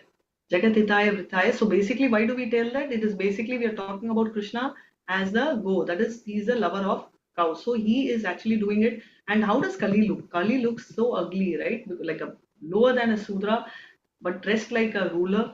And he is trying to enter. And that is what we saw in the last chapter. And we will continue to see how Parikshit is handling Kali. So let's move on and see another verse as to how Parikshit is going to handle Kali. Hare Krishna. Mataji, I just wanted to share one thing that I remembered in regards to cow. So in Srirangam, in Tamil Nadu, that temple, in the early morning Vishwarupa Darshana, they actually bring in a white cow and show the back to the god before any other puja starts. So I just remembered, I had seen it and now I recollected it. Thank you so much, Rohini Mataji. Now you took me back to Srirangam. I actually went to Srirangam. About all of this has been happening over the past 1.5 months, and I managed to get into this darshan. It is called Vishwarupa Darshan. The cow goes first, followed by the elephant and the horse, right? And I have a video of that. If time permits and if I'm able to download it, I can show it to you. So beautifully, they go first and pray, and after that only we are allowed for darshan. Thanks for sharing, Rohini Mataji. I do not know. I think that is there in many temples, but specifically what she said is right. Srirangam in Trichy district, right? They have this practice. And the speciality of Srirangam, does anyone know? Maybe they can share since you brought Srirangam in light. It The is. family. Okay, please. Yeah, go ahead, Prabhuji. No, everybody can share. There are so many. Family deity of Lord Rama. Yes, it's a family deity of Lord Rama. Next. It was God himself gave this form to Brahma, as I remember, because he was praying for a long time and he wanted to worship, and Brahma passed it on to Manu and then to the Ikshvaku kings, and that's how it came to Rama. And Rama had gifted this to Ravana's brother, I forgot the name. Vibhishana, when he was going back to Sri Lanka, and that's how it ended up in Srirangam. Well, that one is Shivalinga, isn't it, Mataji? No, she's right, Mataji. Prabhu. Sorry, her story is perfect. So the story is whatever she told, I'll continue from there. So it goes to Ikshvaku, and Rama is belonging to Ikshvaku. He gives it to Vibhishan. But as the Vigraha is carried, there is only one condition, that the Vigraha should not be kept on the floor. But Vibhishan had to, had a nature call, and therefore there's a small boy who will come, and he will request the boy to hold it. And the boy will tell, yes, I will hold it, as long as you don't keep, you don't tell anything. You don't have, I'll call you thrice. You have to come back because it's heavy, right? If you don't come, I will keep it down. He says, okay. And Vibhishan runs on the nature call, and the small boy holds it and he calls very silently. Vibhishan, something like that he'll call, and he will place it. And that's how he stays in Srirangam. The small boy, anybody knows who's that small boy? Ganesha. Yes, Ganesha. Small boy is Ganesha, and that is the Rockfort temple. The Rockfort temple makes sure that all the devotees of Vishnu are taken care and protected. He offers protection because he has brought the Ranganatha. He's called Ranga. They call him Ranga. He's called Ranganatha, and very casually casually in the sense very lovably they call him Ranga. Right there, you don't. They don't use the respect form. Ranganatha means respectfully Nada, or Ranganatha. They don't use. They say Ranga is coming. They do not tell you know, when you interact with some of these people, senior, you know, devotees, they do not use the word I want. They will use Ranga wants it. Ranga wants to see you.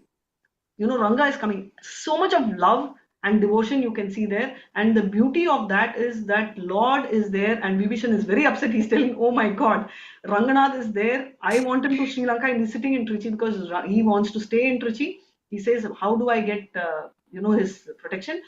He says, don't worry, Ranganatha will look at Sri Lanka. He says, huh? He will look at Sri Lanka. How? So because that is the only place where he is facing towards south. Every other place will be facing different. Sri Rangam is the only place where he will be looking at Sri Lanka. And also there is a speciality of Ranganatha. Anywhere you are in the world. So let's say you are in Delhi and you put your foot, you walk 10 steps towards south. You can tell Ranga, Ranga, Ranga, Ranga, Ranga 10 times. Because this is what Vibhishan says. Vibhishan says, hey, you are telling Sri Rangam, you are telling Ranganatha, and Ranganatha will be, what will he do? What can I do? Because he'll be facing me. So what? He says, no problem. Every time you want to meet him, you walk northward, because from Sri Lanka, Trichy is north. You walk that side and tell Ranga, Ranga, Ranga 10 times. You will experience Sri Rangam, and this is true for all. So if anybody is on the east, you know, they proceed on the opposite direction, which is west, or whatever way you're geographically situated, and tell Ranga 10 times. It is that you have taken the darshan of the Lord in Sri Rangam virtually there. So this is one. Speciality 2 is it's the number 1 Divya Desam. The Ramanuja Sampradayam follows what's called the Divya, you know, Sri Rangam based on the Alvars, right? They have the concept, they have the 12 Alvars, and they have sung in praise of the Lord in various places. And the maximum Alvars have sung here, not even in Tirupati.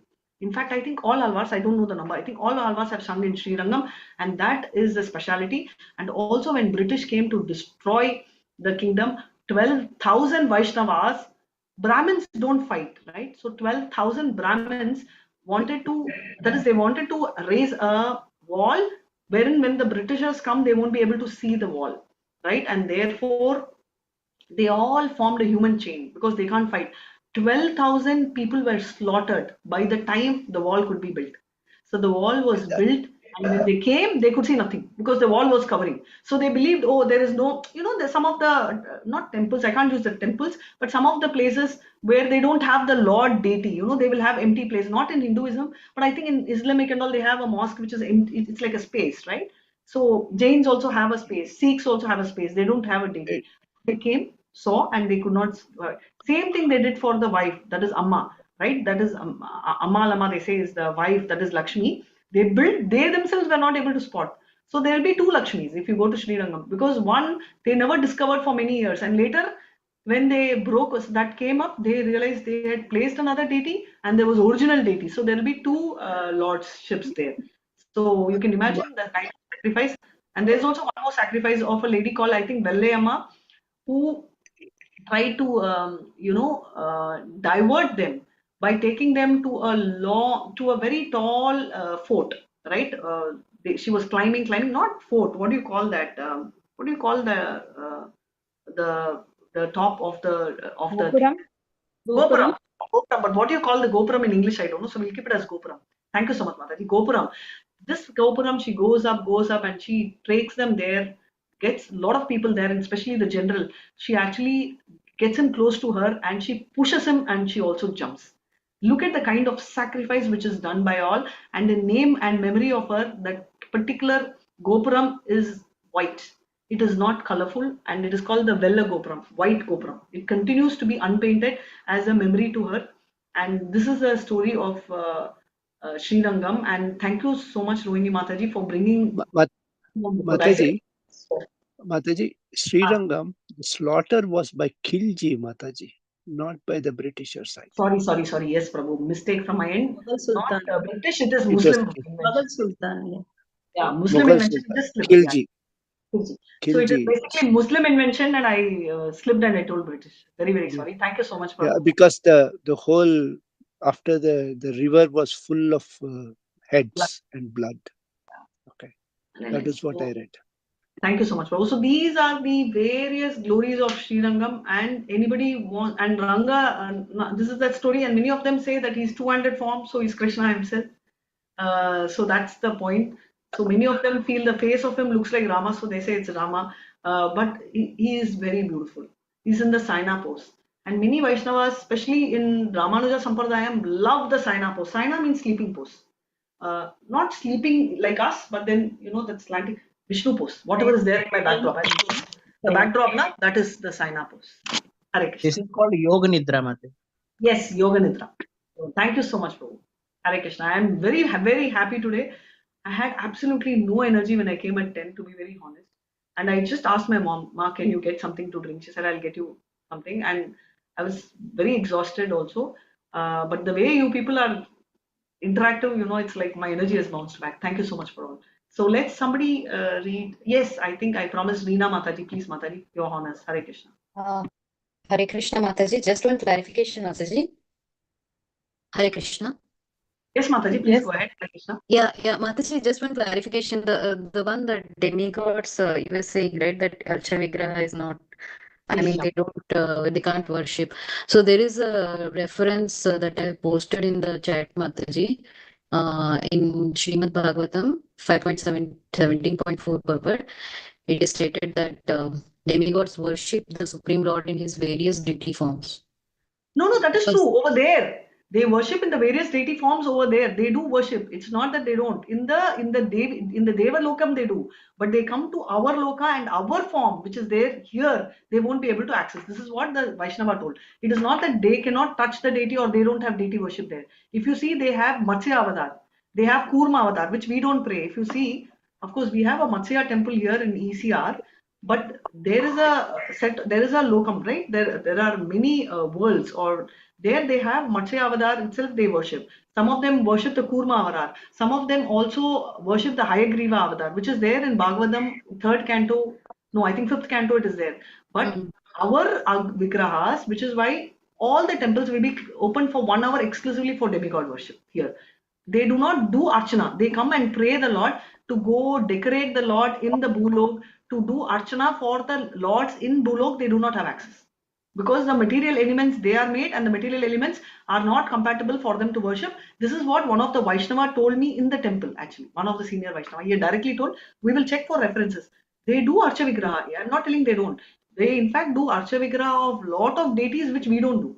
For example, we will not, to my knowledge, I don't think, at least in India, we don't, what should I say, we have Archa Vigrahas of Hayagriva, you know, and what should I say, Matsya and all, but we don't worship them much. They will be largely in the picture form, or they'll be there. There are 1 or 2 temples, but they are not actively worshipped, right? But there are realms where they exclusively worship, not only in our universe, but many other universes have exclusively that, which is mentioned in Bhagavatam.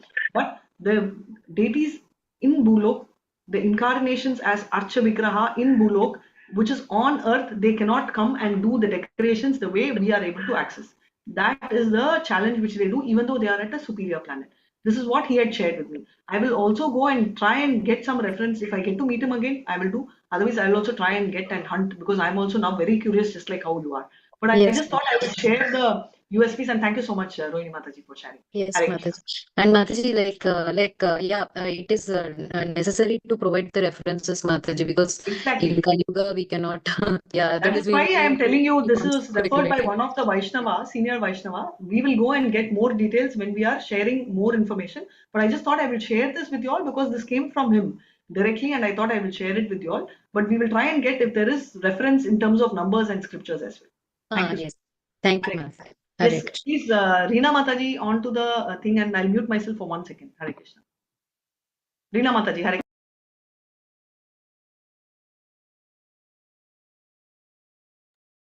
Krishna. Anybody else can take this shloka meanwhile, please. Hare Krishna. Hare Krishna. Okay.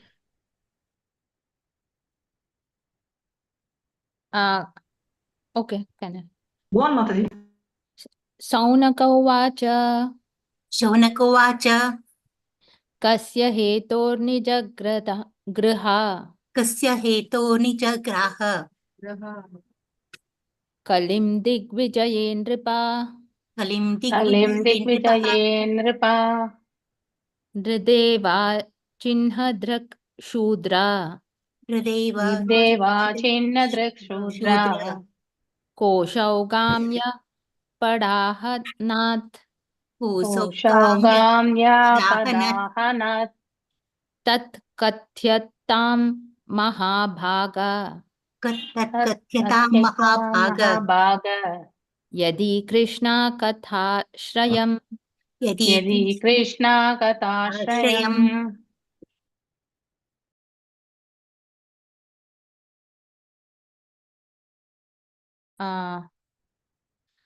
Translation: Shaunaka Rishi inquired, why did Maharaja Parikshit simply punish him, since he was the lowest of the Shudras, having dressed as a king and having struck a cow on the leg? Please describe all these incidents if they relate to the topics of Lord Krishna. Purport: Saunaka and the rishis were astonished to hear that the pious Maharaja Parikshit simply punished the culprit and did not kill him. This suggests that a pious king like Maharaja Parikshit should have at once killed an offender who wanted to cheat the public by dressing like a king and at the same time daring to insult the purest of the animals, a cow. The rishis in those days, however, could not even imagine that in the advanced days of the age of Kali, the lowest of the Shudras will be elected as administrators and will open organized slaughterhouses for killing cows. Anyway, although hearing about a Shudraka who was a cheat and insulter of a cow was not very interesting to the great rishis, they nevertheless wanted to hear about it to see if the event had any connection with Lord Krishna. They were simply interested in the topics of Lord Krishna, for anything that is dovetailed with the narration of Krishna is worth hearing. There are many topics in the Bhagavatam about sociology, politics, economics, cultural affairs, etc. But all of them are in relation with Krishna, and therefore all of them are worth hearing. Krishna is the purifying ingredient in all matters, regardless of what they are. In the mundane world, everything is impure due to its being a product of the three mundane qualities. The purifying agent, however, is Krishna. Mataji? Hare Krishna, can you hear me? Yes, Mataji. Yeah, so Saunaka Rishis actually were really shocked when Parikshit Maharaj, was simply ready to punish and all that. But today, if you see, can you tell me the name of the karma? We have so many karmas, right? What is the karma called when you kill for slaughterhouses?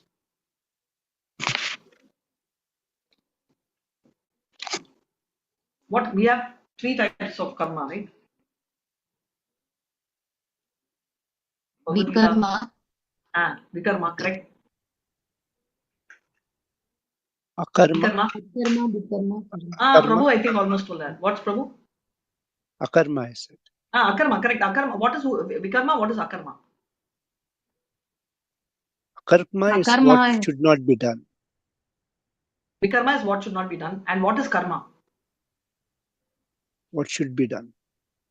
What should be done as per whose wish? As per scripture. Absolutely. So karma is as per scriptures, whatever is there, what is mentioned to be done. Vikarma is what is not mentioned in the scriptures, we do is Vikarma. And Akarma is? Krishna conscious. In Krishna consciousness. Exactly. Thank you. So, yeah, very nice. So what is killing of cows, like slaughterhouses? What category they come under? Vikarma. Yes, Vikarma, and in Vikarma there is one more name. One shot. It's a subdivision of Vikarma.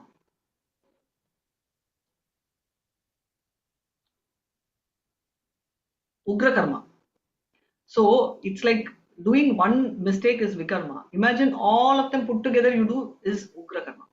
So slaughterhouses itself is Ugra Karma. So if let's say that we make one mistake, our penalty, in jail. I'm just telling you, if you rob, right? What happens when you rob a house? You will be penalized. I don't know if anybody in legal can tell me. For robbing in a house, what is the penalty in jail? Few months they will put in there. Few months. But if you do a bank robbery, what will be the penalty? It's called rigorous punishment, Mataji. There's a difference. There's rigorous, right? Simple punishment and rigorous punishment. Exactly. So Ugra Karma is like how Prabhu told, rigorous punishment, right? You will be like forever in dark hell. So in fact, I think there is a shloka in Chaitanya Charitamrita which very clearly tells that if a person is killing the animal, he will be in one of the 28, there are 28 narakas, right? Hells. In that, as many hairs are there in the cow, that many times he will be punished, right? So you can imagine that many lifetimes of punishment he has to face. So imagine this is for one cow killing. We are talking about Ugra Karma. So how much is a number which I do not know. If you all know, you all can share, but that's the kind of punishment which is there. So those days clearly Krishna conscious people knew what is important, what is to be done, what is not to be done, and the focus was in akarma. So that is why all the kings were largely focused on that. So what's the time? 33. Okay, we still have time to. Yeah, please go ahead, Mataji. Read. Anybody? What happened to Reena Mataji? I thought she wanted to read and. No, she read actually. Oh, she only. Okay, sorry. Yes. Atavasya padamboja. Atavasya padamboja. Makarandaliham satam. Makarandaliham satam. Kim anyer asat alapair. Kim anyer asat alapair. Ayusho yat ashat vayayah.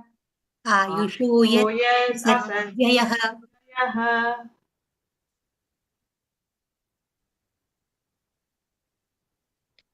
The devotees of the translation by His Divine Grace A.C. Bhaktivedanta Swami Prabhupada Ki Jai.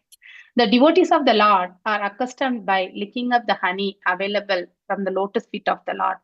What is the use of topics which simply waste one's valuable life? Purport. Lord Krishna and his devotees are both on the transcendental plane. Therefore, the topics of Lord Krishna and of his pure devotees are equally good. The battle of Kurukshetra is full of politics and diplomacy, but because the topics are related with Lord Krishna, the Bhagavad Gita is therefore adored all over the world.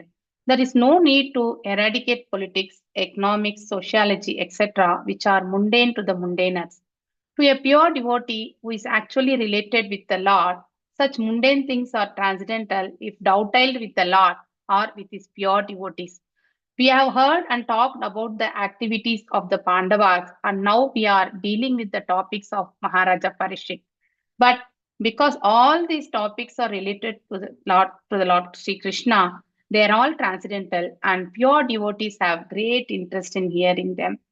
We have already discussed this matter in connection with the prayers of Bhishma Deva. Our duration of life is not very long, but there is no certainty of when we shall be ordered to leave everything for the next stage. Thus, it is our duty to see that not a moment of our life is wasted in topics which are not related with the Lord Krishna. Any topic, however pleasant, is not worth hearing if it is devoid of its relation to Krishna. The spiritual planet Goloka Vrindavana, the eternal abode of Lord Krishna, is shaped like the whorl of lotus flower. Even when the Lord descends to any one of the mundane planets, he does so by manifesting his own abode as it is. Thus, his feet remains always on the same big whorl of the lotus flower. His feet are also so as beautiful as the lotus flower. Therefore, it is said that Lord Krishna has lotus feet. A living being is eternal by constitution. He is, so to speak, in the whirlpool of birth and death due to his contact with material energy. Freed from such material energy, a living entity is liberated and is eligible to return home back to Godhead. Those who want to live forever without changing their material bodies should not waste valuable time with the topics other than those relating to Lord Krishna and his devotees. Thank you. Hare Krishna, Mataji, very clearly read. Thank you so much, Hare Krishna. So they are talking about clearly, they're talking about, okay, this is a classic example between Mayavati and Vaishnava devotees. They say that honey bottle, right? Tasting honey is very different from licking the bottle from outside. So Mayavatis are like licking the bottle from outside. It looks like honey, the smell will be like honey, but they won't be able to feel the real experience of honey. Whereas the Vaishnavas are really licking up the honey which is available from the lotus feet of the Lord, right? So other things are waste of time. If you see Bhagavad Gita, right, the last shloka is what? Sarva dharma parityagya mam ekam sharanam raja aham tvam sarva papebhyo moksha ikshami ma suchvat. This is the ultimate advice given by Krishna. Of course, karmane vadikaraste you should do, and all that is the initial thing, but the end advice is that. And what does Srimad Bhagavatam do? Second shloka. Does anyone remember second shloka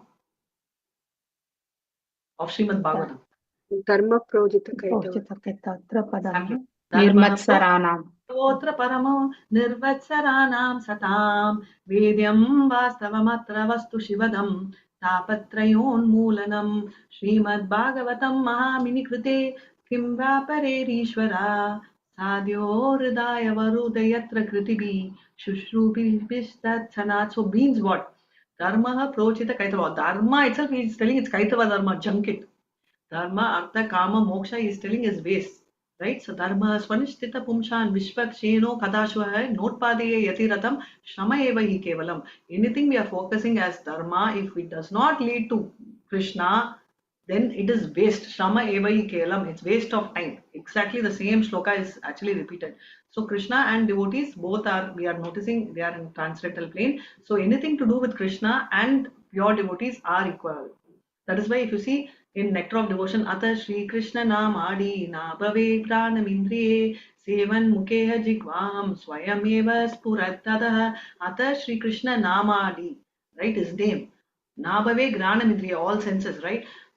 Sevan Mukhe, by doing devotional service, what happens? Automatically it comes. And here Krishna means not only Krishna but his paraphernalia, which means whatever he is wearing, whatever he is seeing, devotees of Krishna also are part of that. So automatically when we do seva, the love for Krishna comes, which is what we read in the 15th chapter also, right? By the grace of the devotee, we get the mercy of the Lord.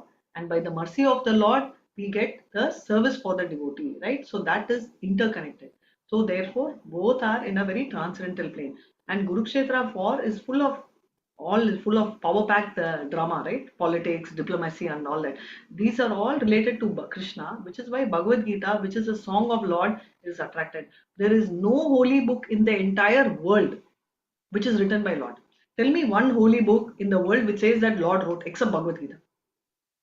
It will always be Son of God, Prophet of God, devotee of God, modified by God, which is why somebody in the morning session, Bhagavad Bhakti Shastri, they were talking about an 8:30 batch, right? They were asking me, how can you tell Bhagavad Gita is eternal? Many people are asking that because it is spoken by God and God is beyond time and space.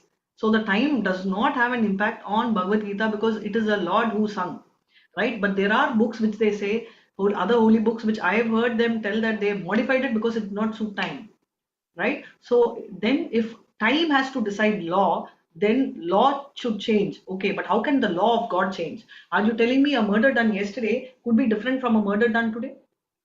Spiritually, there can never be a mistake, right? And we are talking about specifically Kali Yuga, not only Kali Yuga. Bhagavad Gita is there in all 4 yugas. So the law of the Lord does not change. It's always same. If meat eating is wrong, whether it's Satya Yuga also meat eating is wrong, whether it's Kali Yuga also meat eating is wrong. How can a Satya Yuga, only concession we have in Kali Yuga is things are different. Like in previous Yuga, you think bad of a person, you get punished, right? And you think good of a person, it's supposed to be normal. Today in Kali Yuga, if you think good of a person, you get plus point. And if you think bad of a person, you don't get punished. Because only when you act, you get punished. So actions count largely, and punishments are for the actions which you do, not for thoughts. So these are the things which are modified to suit Kali Yuga, but that doesn't mean that you can completely do 365-degree change on all these things, right? So therefore, even today, whatever we are talking about, politics, economics, we don't have to remove. We can have all of them and dovetail, which is what I was talking about in Isha Upanishad. He doesn't say that you should remove this vidya. We have to have material vidya also and spiritual vidya, and both have to grow positively and favorably so that we can dovetail everything to Krishna. So therefore, a pure devotee who knows this, what happens? That is clearly the advantage he has, right? So that's called Jivan Mukta, which we saw again in the previous chapter. He attains Jivan Mukti, which means he is liberated even in this body. So a pure devotee actually is having a direct association of Lord, and anything you do by dovetailing Krishna, right, is what the pure devotees do. Whatever we are telling, yat karoshi, yat ashnashi, yat juvasi dadasi, yat tapasyasi kauntaya, tat kurushva madarpanam is the same thing which is coming in so many places, right? We will see the same thing in even Vishnu Sahasranamam, a similar song is there. right? So you basically involve your body, mind and soul for the devotion of Krishna. That is what we are talking about, and that is the topmost bhakti which we are talking about. And we now dealing with what topics of Maharaj Parikshit and anything related to Krishna, all are transcendental. And therefore we spoke this even in Bhishma prayers, everywhere, Kuti prayer, Bhishma prayers, everywhere the whole concept will be coming. In our case, bigger disadvantage in Kali Yuga is our duration is also short, right? So we don't know what is going to happen in the next stage. For example, in the previous Yuga, if you recall the story, there was a Brahmin who came and fought with Ugrasena, grandfather of Krishna, telling that my grandchild, my child is dying, my newborn child, right, is dying, and I have not done anything wrong. You have done. Your kingdom is to be blamed. That was two things we get to know. Is those days the children death, baby death is very uncommon. Today, I think that's a very normal thing. It's very unlikely that a child dies natural death before the parent, right? Before the lifetime of the parent. This is one. Second thing, we also get to know that the people were also so perfect that they knew that if anything went wrong, that means the king is directly responsible. So these two things, and I'm not getting you to the story how this was a pastime of Vishnu to see Krishna. So these are all there, but our duration, and this also answers our question. We were asking, right? Somebody was telling they have a chance to meet that God in person. They don't. They don't have a chance, which is why this entire pastime came by, and therefore Krishna and Arjuna both went and in search of meeting, and Mahavishnu says that I only did it because I wanted to have your darshan, Krishna. This is one. Same way, if you see Brahma comes before of course he comes for a different purpose to see how can Krishna be so good and so nice. That means he's not seen Krishna. So he's seen, but he does not have access so much. So he comes to Bulok to have a look at Krishna. So our duration of life, we saw this also, right? Prayen alpaisha sabde kalo asmin yuge jana mandah sumanda matayo manda bhagya hi upagrita. That is, our duty is to make sure that even because everything is short for us, life is short, memory is short, and today we are all coming about Alzheimer's. So invariably, I met one of a colleague and a client on a common meet. They were telling that they are very panicked, very scared of Alzheimer's. They are not even old. They are less than 50, most of them. But they were very scared of Alzheimer's. Why? Because they're scared they will forget. So our memories have become short, very short, and we do not know what kind of sicknesses will hit, right? So therefore, it is extremely important that we do not even waste time. And though it says that after 50 we have to start Krishna Bhakti, I would say like Prahlad, we should start thinking and feeding our children with Krishna Bhakti. At least I did not do it from childhood, but at least we should start getting wherever we have a chance, we should start enhancing Krishna Bhakti. So spiritual world, Goloka Vrindavan, we know is Krishna's abode, and we have enough proofs. Many of them keep telling, no, this is not true. But if you see everywhere, it says, Golo Kanamni Nijadamni Talesha Tasya Devi Mahesha Aridam Shuteshu Teshu Te Prabhava Nichaya Vitascha Yena Govindamadi Purusham Tamam Bhajami. Brahma is clearly telling, Devi Lok, Mahesha Lok, right? Golok. He is telling. So we are not going to question that. If we believe Brahma, then we have to believe his words. Very clearly. Same way, Rupa of Krishna is clearly defined. Venam Kwanantam Aravinda Dalaya Draksham Barhavatam Sa Asitambuda Sundarangam Kandarva Kodi Kamaniya Vishesha Shobam Govindamadi Purusham Tamam Vajami. Clearly, Venam Kwanantam is having Venam. Aravinda Dalaya Draksham, beautiful eyes. Barhavatam Sa is having peacock feathers. Sundarangam, very Kandarva Koti, 1,000 crores of cupids, right? Govinda, who is that person? He is none but Govinda. So all of them are talking about the great Lord Govinda, and therefore that Govinda is somebody who is already there. So why are we trying to do research of whether it is there or not? Why do they call Krishna's flower as lotus flower? Because the most beautiful flower in the material world, which can be compared, is lotus, right? And that is why they compare Krishna, because there's nothing more beautiful in the material world we can actually compare him to. So we are. What is Sanatana Dharma? Eternal. Yes, one is eternal, Sanatana, then?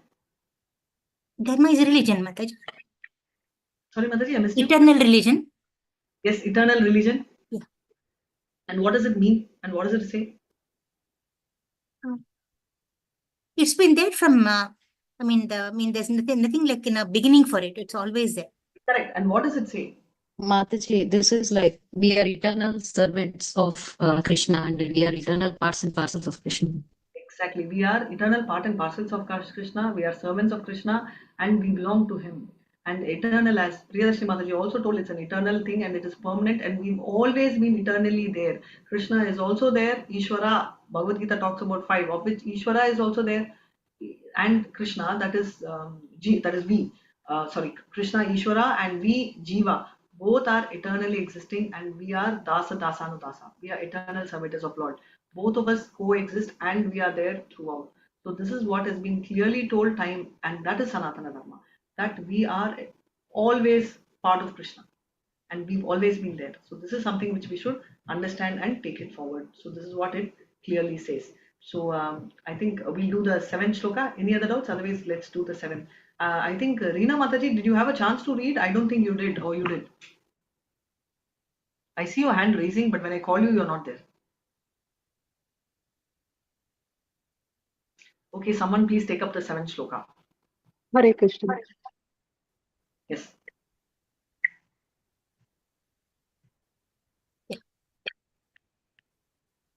I'll read. Yes, Mataji. Somebody said Hare. Yusham Rinam Anga. Shudra Yusham Rinam Vartyanam Ritam Ikshatam. Vartyanam Ritam Ikshatam. Ihopo Huto Bhagavan.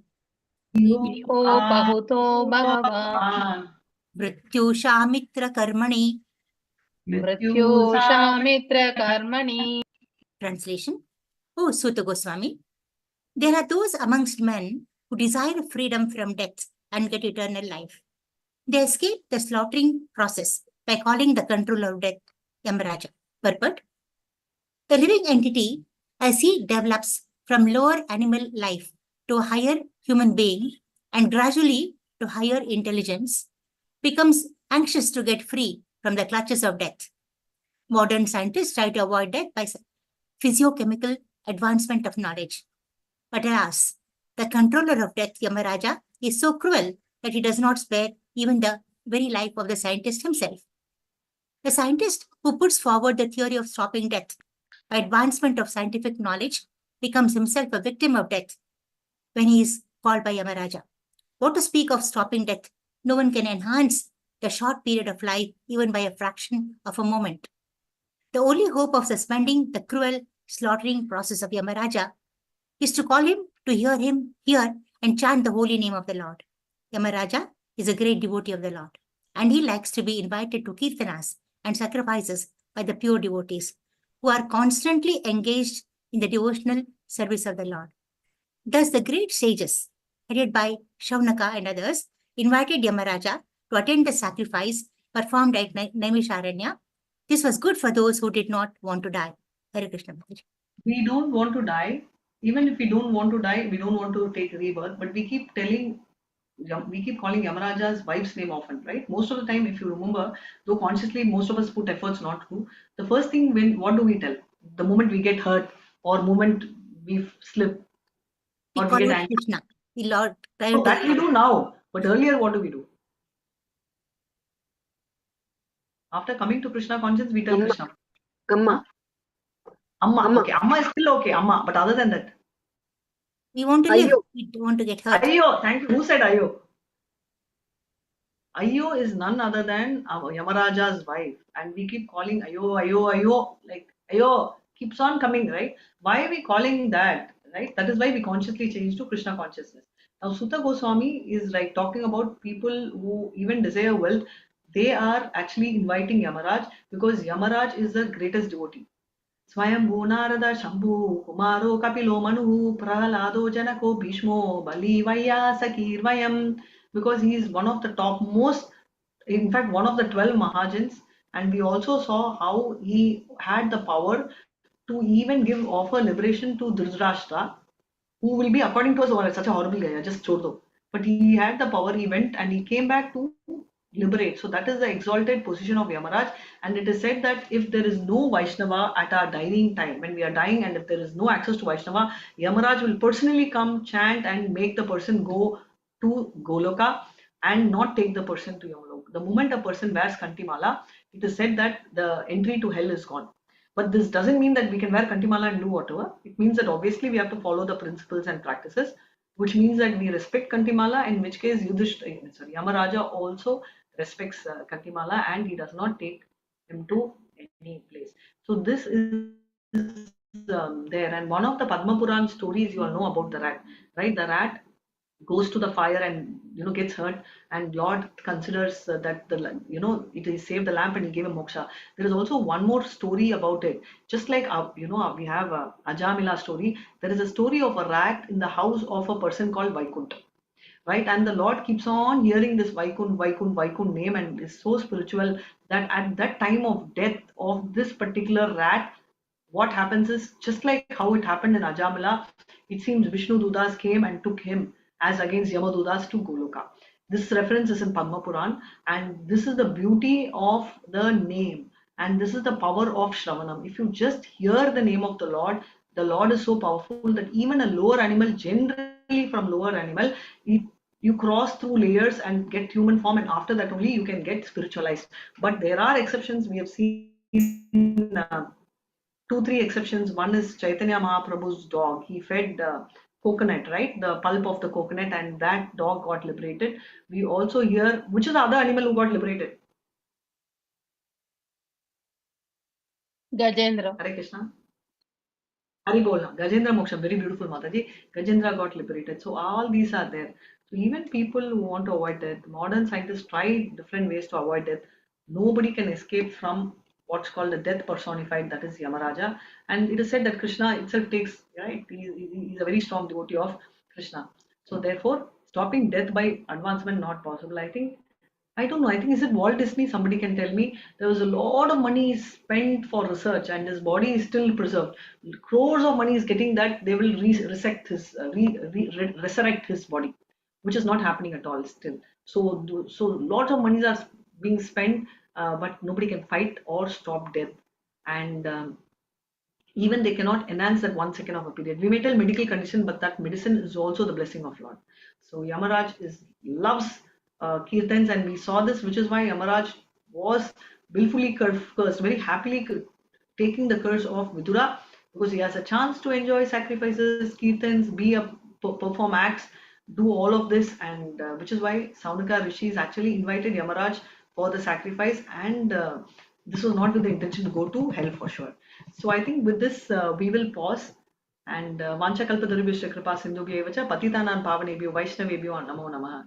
Ananta Koti Vaishnava Jai Srila Prabhupada Jai, Namacharya Haridas Thakur Jai. Hare Krishna, Hare Krishna, Krishna Krishna Hare Hare, Hare Ram, Ram Ram Hare Hare. Any other doubts you all have? Hare Krishna, any doubts? No. No. Okay, so if that is the case, we will keep the floor open for the exams. Many of you all want to continue the exam. I would request the rest of the, let me stop live.